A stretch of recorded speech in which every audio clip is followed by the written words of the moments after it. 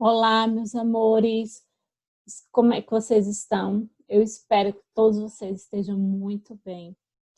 Eu passei alguns dias devendo mais um vídeo aqui para o canal, mas, na verdade, eu acredito que o meu sentimento é o sentimento de muitas pessoas. Esse tempo de pandemia é um tempo que a gente vive uma verdadeira montanha-russa. Então, tem horas que a gente está bem, mais animado. Tem horas que a gente fica um pouquinho mais reservado, um pouquinho mais triste. E eu passei por alguns momentos em que a gente teve algumas notícias difíceis. Além disso, alguns projetos, questões também pessoais que me impediram de gravar, mas finalmente eu estou aqui de volta. E dessa vez, eu me propus a conversar um pouco sobre um assunto que eu considero bastante importante, que é a questão da competência do governo federal, da União, para desenvolver políticas voltadas para o combate à pandemia do coronavírus. Vamos começar, então?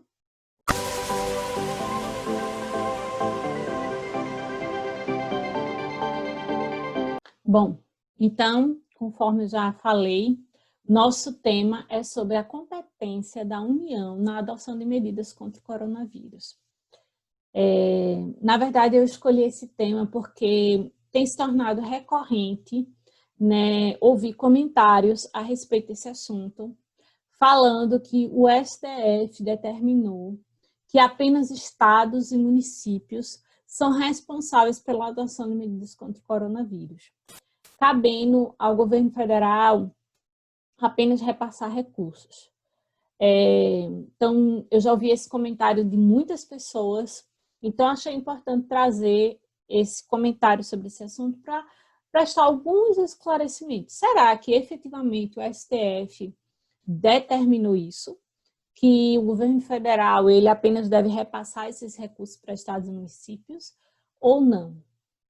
Para isso, entretanto, é necessário a gente retroceder um pouco e compreender como que isso aconteceu, né, ao longo do tempo e da onde vem essa decisão do STF que fala sobre isso.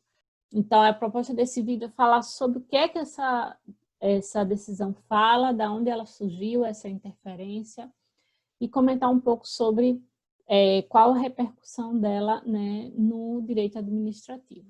Vamos lá. Bom, para começar, a gente retrocede para o iniciozinho da pandemia do coronavírus aqui no Brasil, no mês de fevereiro. A gente viu no vídeo anterior que a gente gravou aqui no canal, o vídeo que fala sobre a responsabilidade dos estados nos casos de especialização. Cada dia que passa, a gente vê mais investigações sendo realizadas a respeito da conduta dos governadores e dos prefeitos. E naquela mesma época em que a gente teve as primeiras normas, as primeiras portarias que falavam sobre o coronavírus no Brasil, a gente teve a criação dessa lei, que é a Lei 13.979, ela é de fevereiro de 2020, e essa lei dispõe sobre as medidas para o enfrentamento da emergência de saúde pública de importância internacional decorrente do vírus responsável pelo surto de 2019. O vírus do coronavírus, o surto ele começa na China, né, os primeiros casos, em 2019, e chega no Brasil em fevereiro, né? E aí essa lei, ela tratava sobre algumas medidas para esse enfrentamento a essa situação. Acontece que no texto original, na redação original dessa lei, a gente tinha uma abordagem muito superficial, não havia um detalhamento de como que essas medidas, quais seriam essas medidas, como seriam implementadas, então era uma abordagem muito superficial sobre o tema. O que só muda com a medida provisória 926 de 2020, na verdade o que acontece é que no começo de março, né, por volta do dia 10, 11 de março, começa a se intensificar os casos de coronavírus em vários estados brasileiros. E aí esses estados começam a adotar medidas de restrição da liberdade de locomoção, fechamento do comércio, uma série de medidas restritivas, né, em suas localidades, em suas circunscrições. E enquanto que essas medidas vinham sendo adotadas, o governo federal ele tinha assumido uma postura de minimizar os efeitos da pandemia no Brasil. O próprio presidente Bolsonaro realizou, né, nesse período, alguns pronunciamentos à nação, intitulando a pandemia, a Covid-19, como uma gripezinha que não traria grandes efeitos, né, e dando exemplo de si próprio enquanto atleta, que não teria efeitos significativos em sua saúde por ser um atleta. Então, essa postura de adoção de uma preponderância de um viés econômico fez com que o governo federal ele se contrapusesse às medidas que vinham sendo adotadas pelos estados, a maioria dos estados e municípios, de restrições de liberdade, de fechamento de comércio. E aí, para se contrapor a isso, ele lança a medida provisória 926, que altera a Lei 13.979, a lei que já estava em vigor, e ela traz medidas específicas para o enfrentamento da emergência de saúde pública de importância internacional. Vejam que é a mesma redação, porque a ideia da medida provisória é trazer alterações à Lei 13.979, e o principal foco da MP 926 é trazer para a União a prerrogativa de determinar quando que seria decretada essas medidas restritivas de locomoção, de fechamento do comércio, e não que isso ficasse a cargo de estados e municípios. Então, o Partido Democrático Trabalhista, o PDT, ele decide interpelar perante o STF a medida provisória 926, judicializando o debate trazido pela medida provisória e ganhando a nomenclatura no Supremo Tribunal Federal da ação direta de inconstitucionalidade 6341, que foi apreciada pelo Supremo Tribunal Federal. O que é que o Partido Democrático Trabalhista alegava? Ele alegava que a redistribuição de poderes de polícia sanitária, introduzida pela medida provisória 926 de 2020, interferiu no regime de cooperação entre os entes federativos, pois confiou à União prerrogativas de isolamento, quarentena, interdição de locomoção, de serviços públicos e atividades essenciais de circulação. Então, o PDT ele trazia à baila esse argumento de que a medida provisória ela era inconstitucional pelo fato dessa redistribuição de poderes de polícia sanitária, né, terem considerado apenas a União como responsável por essas medidas.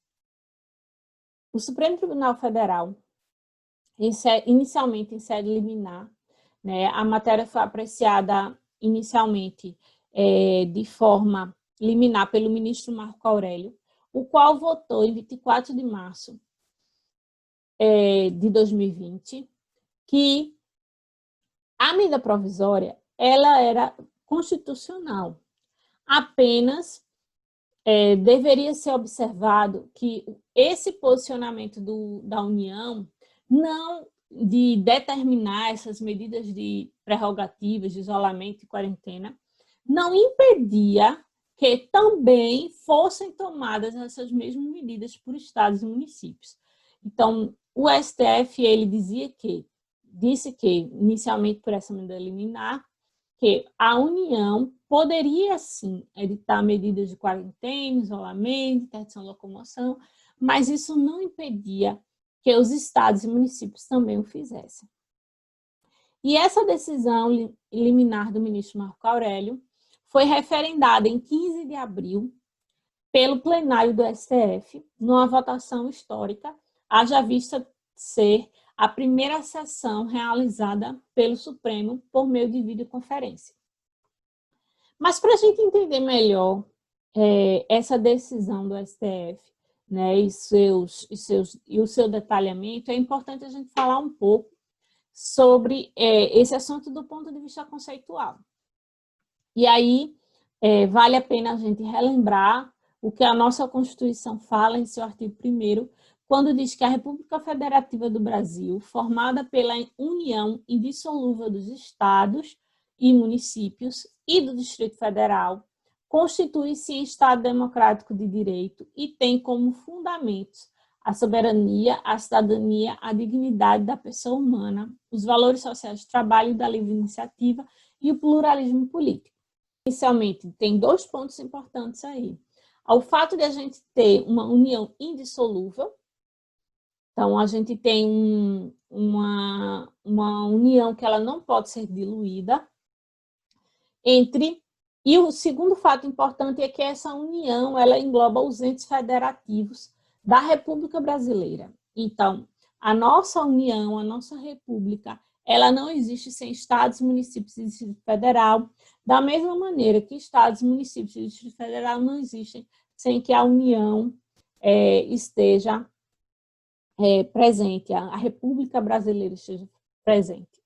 Bom, além da Constituição, eu trago para a nossa observação essa citação que é de Martins, Mendes e Nascimento, explicando de forma mais detalhada o que seria o Pacto Federativo. Para eles, o Pacto Federativo é considerado, portanto, por traduzir-se no princípio da indissolubilidade, visto lá no artigo 1º da Constituição que nós acabamos de ler, desse vínculo. Então, a união indissolúvel dos entes federados. Então, a nossa república ela é formada pela união indissolúvel dos entes federados. E, além disso, também o Pacto Federativo é firmado no princípio da harmonia na distribuição das funções estatais. Então, as funções estatais elas são distribuídas igualitariamente, de forma harmônica, para todos os entes federativos que fazem parte desse Pacto Federativo, tendo como paradigma o equilíbrio e a consecução dos interesses nacionais, regionais e locais. Sendo os interesses nacionais atrelados à União, os regionais atrelados aos estados e Distrito Federal, e locais a municípios e também Distrito Federal, já que o Distrito Federal ele tem essa natureza híbrida. Então, essa noção do Pacto Federativo e da importância dessa indissolubilidade e dessa harmonia da distribuição das funções estatais, ela é fundamental para a gente compreender a decisão do STF. Além dessa compreensão sobre o Pacto Federativo, é fundamental que a gente possa entender também de que forma essa distribuição das funções estatais ela é estabelecida. E isso acontece, é instituído pela nossa Constituição a partir da distribuição de competências entre os entes federativos. Então, está lá na nossa Carta Magna quais serão as competências que devem ser exercidas pela União, pelos estados, pelo Distrito Federal e pelos municípios. Aqui nesse vídeo eu gostaria de falar em particular sobre 2 tipos de competência que estão relacionadas com o nosso assunto. A primeira delas é a competência comum, que é estabelecida no artigo 23 da nossa Constituição. A competência comum, ela falando de forma simplória, né, sem um aprofundamento, mas de forma geral, podemos dizer que ela significa as situações em que todos os entes federados eles deverão atuar para instituir, né, políticas, ações que preservem as temáticas lá previstas no artigo 23. Eu gostaria de falar especificamente sobre o inciso 2, que diz respeito à saúde, uma vez que o nosso objetivo no vídeo de hoje é falar sobre a competência para a instituição de políticas públicas voltadas para o combate ao coronavírus. E o que é que diz esse inciso 2, né? Que é competência comum de todos os entes federativos, né? Cuidar da saúde e assistência pública, da proteção e garantia das pessoas portadoras de deficiência. Então, a primeira parte do texto é que fala de forma clara sobre o cuidado com a saúde.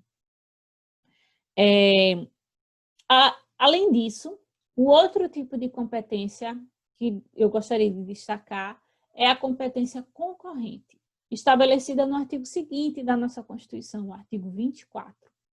A competência concorrente, ela também falando de forma geral, diz respeito à capacidade legislativa dos entes federativos, estabelecendo hipóteses em que a União ela terá a competência de legislar sobre normas de caráter geral, enquanto que estados, Distrito Federal e municípios poderão editar normas de abordagem específica.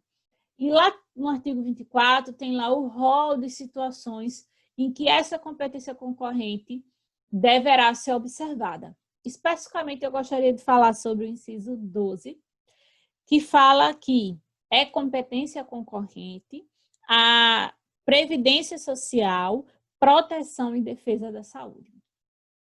Então, a gente tem a temática da saúde considerada como de competência comum pelo artigo 23 e também uma competência concorrente pelo artigo 24.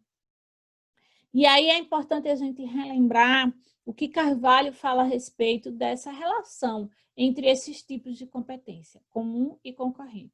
Segundo ele, a maioria dos temas que se incluem na competência material comum são de competência legislativa concorrente, cabendo à União editar regras gerais e às demais esferas do poder a legislação suplementar, conforme está lá no artigo 24 da nossa Constituição.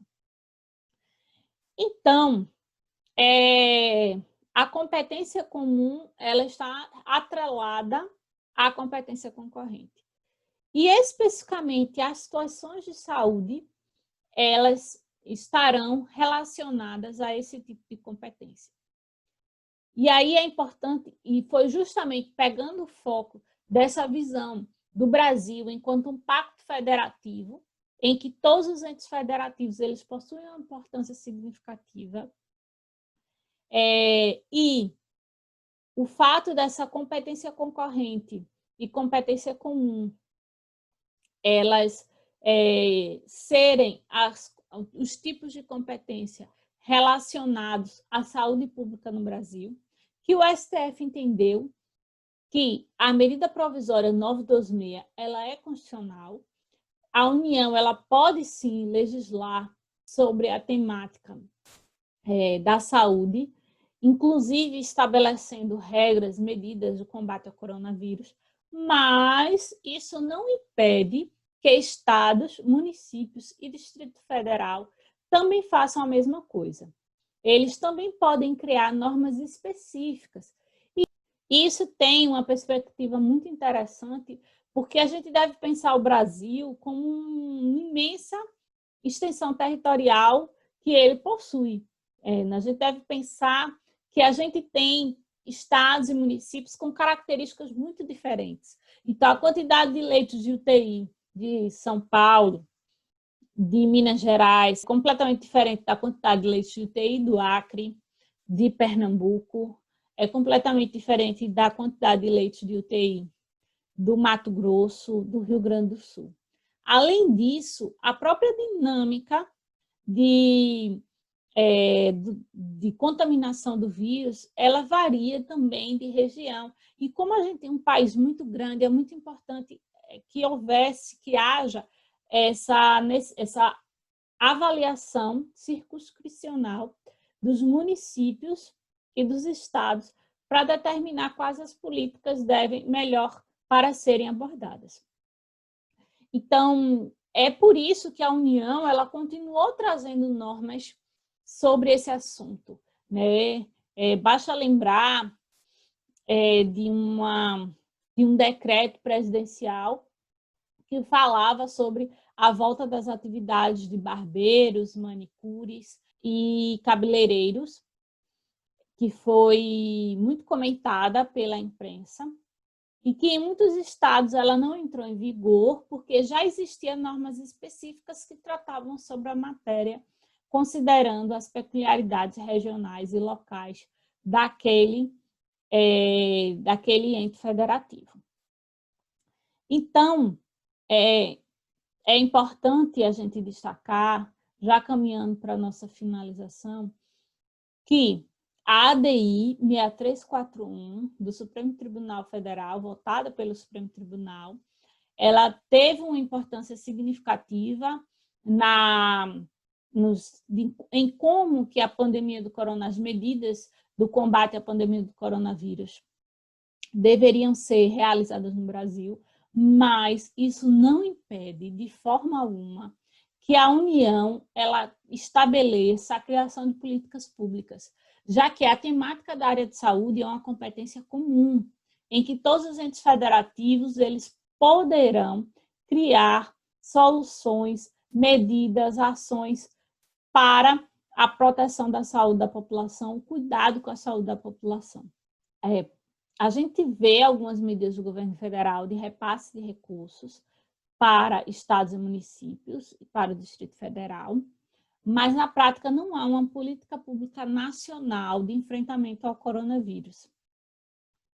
E acreditamos que isso perpassa pela perspectiva do governo federal, que já foi deveras, em muitas situações, asseveradas pelo presidente da República, de minimizar os efeitos da pandemia, o que é uma pena, diante da quantidade de pessoas infectadas, diante do cenário de mortos que tem sido vistos aqui no Brasil. Bom, a ideia espero que a gente tenha conseguido esclarecer alguns pontos relevantes sobre esse assunto. Qualquer coisa que vocês queiram comentar, falar, discordar, concordar, comentem. Eu prometo que o próximo vídeo será veiculado mais rapidamente, né? E eu agradeço pela atenção de vocês. Tchau, foi um prazer enorme conversar com vocês de novo e retomar nossos encontros. Um beijo.